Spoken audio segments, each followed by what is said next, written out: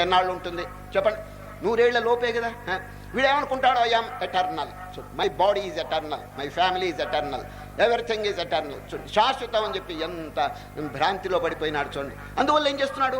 శాశ్వతమైన వస్తువుని మర్చిపోయి దీని మీదే టైం అంతా వినియోగిస్తున్నాడు. వినియోగించేటప్పటికి ఏం జరుగుతుందో చెప్పండి. అది శాస్త్రంలో ఒక చక్కని ప్రమాణం చెప్తున్నాను. ఒక పట్టణం ఉందండి. ఆ పట్టణంలో అర్ధరాత్రి వేళ అందరూ నిద్రపోతున్నారండి. ఒక ఇంట్లో 12 గంటలకి, అర్ధరాత్రి 12 గంటలకి కేకలు వేశారండి. ఏం కేకలు? దొంగలు దొంగలు దొంగలు వచ్చారు, దొంగలు వచ్చారని కేకలు వేశారు. ఒక ఇంట్లో దొంగలు పడ్డారండి. వాళ్ళు కేకలు వేసేటప్పటికి ఆ వీధిలో వారంతా నిద్ర లేచేశారు. లేచి ఎక్కడున్నాడు దొంగ అని చెప్పి అందరూ ఇటు అటు చూచారు, కానీ వాడు పారిపోయినాడండి. వారు డబ్బు దొంగిలించుకుని పారిపోయినాడండి. అప్పుడు ఈ వీధిలో వారంతా ఏం చేసినారు అని కవీశ్వరుడు వర్ణిస్తున్నాడండి. సరే, దొంగతనం జరిగింది అందరిళ్లలో జరగలేదు, ఒక్కరింట్లో జరిగిందండి. తక్కిన వారందరూ ఏం చేశారో తెలుసండి.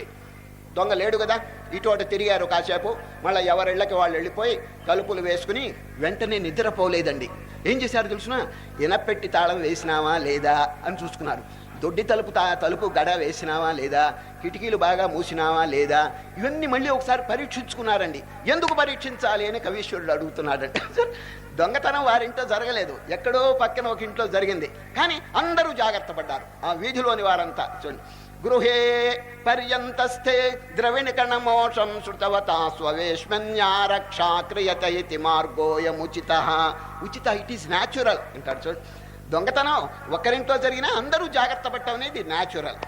కానీ నరాన్ గేహాత్ గేహాత్ ప్రతి దివసమాకృష్య నయత.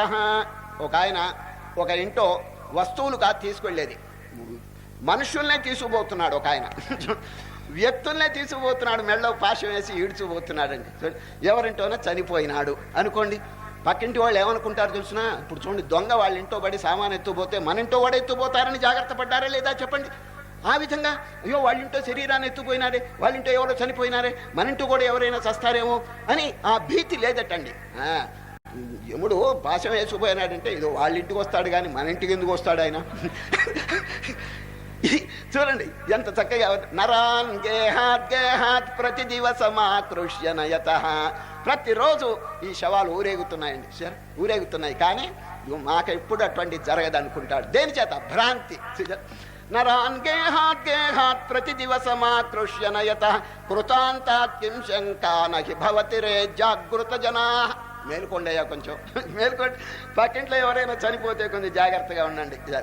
ఆనాడు అరణ్యవాసం చేస్తున్నారండి పాండవులు, పంచపాండవులు అరణ్యవాసం చేస్తుంటే ధర్మరాజు గారికి దాహం కలిగిందండి.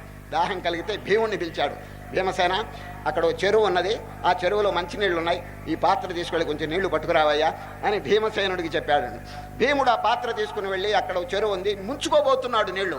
గంధర్వుడు ఉన్నాడండి అక్కడ. గంధర్వుడు, ఏమండి ఈ చెరువు నాది, నా పర్మిషన్ లేకుండా మీరు నీళ్లు ముంచుకోబాకండి, నేను కొన్ని ప్రశ్నలు అడుగుతాను, ఆ ప్రశ్నలకు మీరు సమాధానం చెప్పాలి.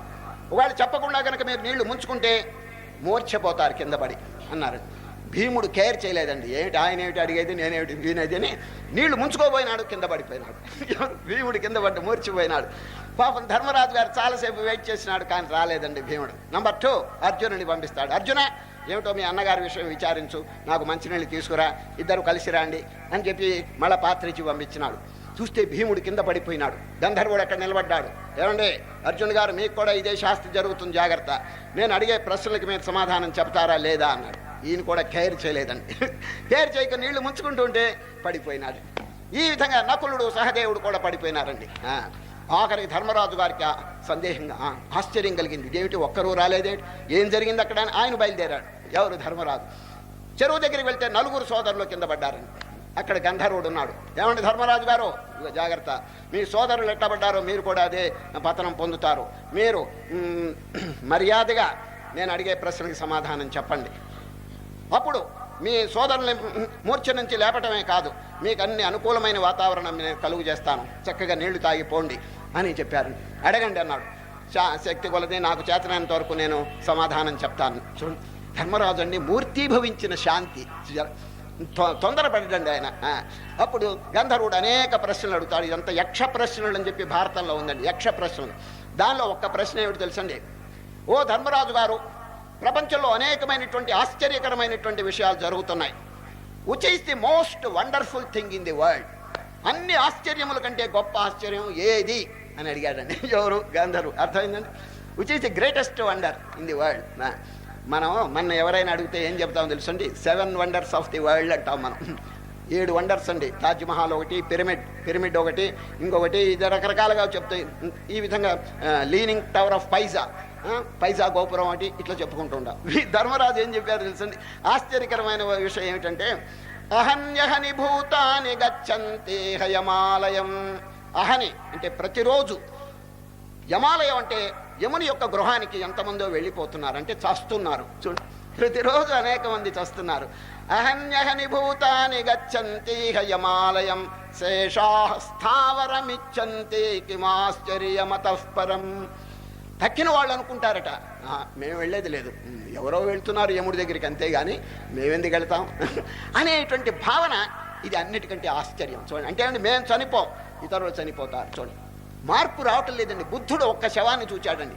ఒక్క శవాన్ని చూస్తే కంప్లీట్ ట్రాన్స్ఫర్మేషన్ ఈజ్ లైఫ్. అది జీవితంలో కంప్లీట్గా రాజ్యం కూడా వదిలి, ఇదంతా మానవుడు చస్తుంటే, వార్ధక్యం వస్తుంటే దీన్ని జయించడానికి పూనుకోవాలన్నా, లేకపోతే వాటిని దాసుడైపోయి అనుభవించాలన్నా, అసలు వార్ధక్యం రాకుండా, మరణం రాకుండా ఉండేటువంటి ఉపాయం ఏమిటని చెప్పి ఆలోచించాడు. ఎవరండి? బుద్ధుడు. రాజ్యం కూడా వదిలిపెట్టేసి. ఇదంతా ఎందుకు వచ్చింది? ఒక్క శవం. ఎవరో చనిపోయినాడు, ఒక్క ఆయన్ని చూచాడండి. నారాయణ, ఇప్పుడు ఎన్ని శవాలు చూస్తున్నారండి? ఒక్కడికైనా కించిత్ అయినా మార్పు కలుగుతున్నదా? ఎందుకు కలుగుతున్నది? భ్రాంతి కలగటం లేదంటే భ్రాంతి వల్ల అండి. అది అహన్యహని భూతాని గచ్చంతి హయమాలయం శేషాః